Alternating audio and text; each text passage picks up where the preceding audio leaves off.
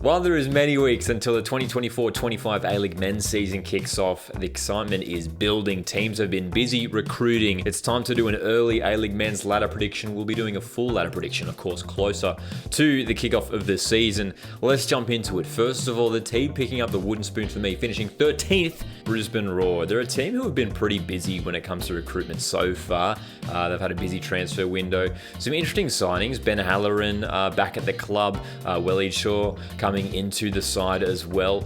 And Ruben Zagkovic, a big season for him coming up, his first full season in charge of Brisbane Roar. But at the moment, compared to other squads across the league, it's not looking too inspiring at the moment for the Roar. I could see them finishing last. Coming in at 12th for me is Adelaide United. And I think the big reason why I have put the Reds so low this season at this point at the moment is the loss of both Hiroshi Ibasuki and Nestor Irankunda. Their two main goal scorers from last season have both departed the club. Of course, Irankunda securing that exciting move over to Germany.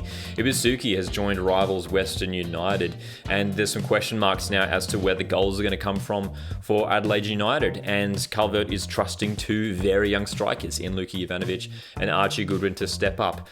Both talented strikers, and I think have enormous potential, but when you lose the likes of Irankunda and Ibasuki, there's just a bit of concern as to where those goals are going to come from. Adelaide have, pretty consistently struggled in defence. Bart Vriens, it looks like a pretty decent signing at the back line, but he'll need some support if Adelaide are going to keep some clean sheets this season. 11th place for me is Perth Glory. It's a team that I wanted to put higher, but for me, despite the exciting appointment of David Zrilic, who spent time as an assistant at Sydney last year, while they have been busy in the transfer window as well, again, you look at the team overall, it's lacking a bit of experience, it's lacking a bit of quality, but it provides the opportunity for some of these younger stars to really step up and shine this season, have a breakout season in the A-League men's competition.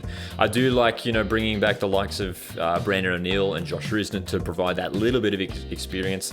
Adam Taggart still on the side is obviously super important as well, but a very young and inexperienced side.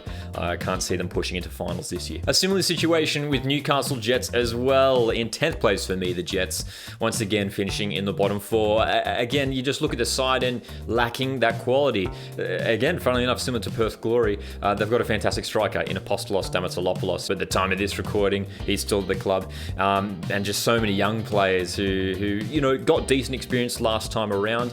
You look at the likes of, Mark Natta, Phil Cancar, Lockie Bayliss, Clayton Taylor, who was great last season as well. I mean, a good group of young players, and, I'm sure there's going to be more youngsters coming through at the Jets ranks there. Robbie Stanton hoping to keep, continue developing these players and get them shifting up the ladder. But again, you just look at some of the quality and some of the other sides, I can't see Jets finishing any higher at the moment. In 9th place, I've got MacArthur FC, a tricky team to predict at this stage in the season. They've made some interesting signings. Luke Bratton from Sydney FC, Chris Economides from Melbourne Victory, and Marin Yakalish from City. It's a team who, has ingredients there to become, a final side once again. And Milos Dejovski did a really good job in his first full season, getting the team into the top six. I just wonder, how they're going to go competing against some of the top class sides in the competition this year. In 8th place this year, I can see Western United finishing there. A bit of an improvement for the Green and Black. Their first full season playing at Tarneit, which is fantastic for the club. And they really struggled to score goals last season, and the signing of Hiroshi Ibasuki should really help that. He scored a handful of goals for Adelaide last season, as well as the season prior. Decent signing there at Western United. The loss of Daniel Pena is a big one. While we will see, I think, a bit of an improvement at Western United, still not enough to crack the top six. And in 7th place, just missing out on finals this season, is Melbourne City. They almost finished in this spot last time around, of course, just sneaking in to 6th place in the end. But the concern for Melbourne City are those outs. Some huge players departing from last season. Jamie McLaren, Tolgay Arslan, Curtis Good amongst the outs. The team, they're still a decent team, especially if you've got the likes of Matt Leckie, Andrew Naboot, Marco Tilio sticking around for another season on loan from Celtic as well. But there's another big question mark as to where the goals are going to come from for Melbourne City. There's a lot of pressure on the likes of Leckie and Naboot. But Max Caputo, I think he's set for a breakout season. He started a bunch of games last time around.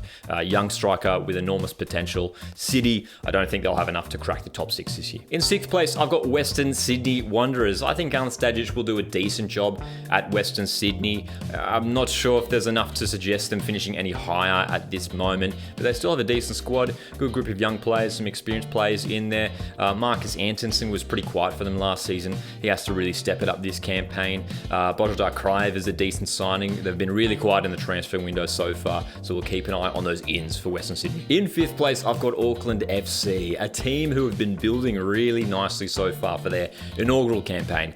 I really like the appointment of Steve Corica, a head coach who knows how to win silverware. Scott Galloway, Dan Hall, two experienced defenders in the A-League who have experienced winning championships, and Jake Brimmer. I mean, that's a fantastic signing, a former Johnny Warren medalist. He'll be the star creator in midfield for Auckland, you'd imagine. Still building their side, but at this stage, I'd expect them to be a really formidable side in the A-League, and we generally see the new sides coming into the A-League have a decent season their first year in the A-League. In 4th place, I've got Wellington Phoenix, one of the incredible stories of last season, performed so well.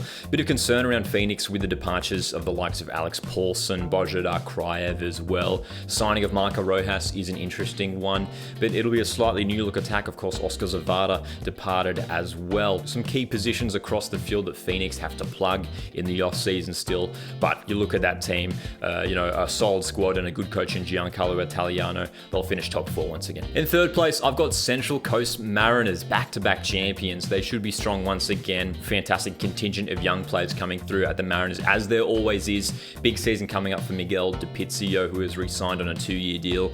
But departures of Josh Nisbet and Max Ballard, some of the big names leaving the club, not too surprising. They were always going to attract interest from overseas clubs especially. So there's a bit of a new era coming through at Central Coast Mariners. But Mark Jackson, I mean, he proved how good of a coach he was leading Central Coast Mariners to the treble last year. I can't expect them slipping down too much. The new signings are going to be key, though, for the Mariners. 3rd place for me. And finishing 2nd place in the regular season for me is Melbourne Victory. Patrick Kisnorbo joining the club, the former Melbourne City player and coach, joining his rivals. Quite a dramatic story this off-season. But look, I mean, the guy's a fantastic coach. He's done a great job with Melbourne City over the last few years. Didn't quite work out for him over in France, and I'm sure he'll be back looking to prove a point, looking to have some successful times with Melbourne Victory, who still have a fantastic squad. Zinedine Machash, Ryan Teague, Bruno Fornaroli looks like he's sticking around for another season as well. A solid side there at Victory. They'll be formidable this year. And that means finishing first at the end of the regular season for me is Sydney FC. Ufuk Taleh's side have been 1 game away from the grand final for the last 2 campaigns. I think this is the season where they finally do step up and have a really strong regular season. In order for them to finish first, though, they have to be winning games consistently at home. A good balance of youth and experience at the Sky Blues. Keep an eye on Adrian Segacic, who's back from his loan spell over in the Netherlands. An exciting side to watch this year, Sydney FC. So there's my early A-League men's ladder prediction. Feel free to drop your early ladder prediction in the comments down below, and stay tuned. In a couple months' time, we'll be doing the full ladder prediction closer to the kickoff of the season. Hit like on the video and stay subscribed for more Australian football content. My name's Lockie. This is Coastwood Football, and I'll see you in the next one.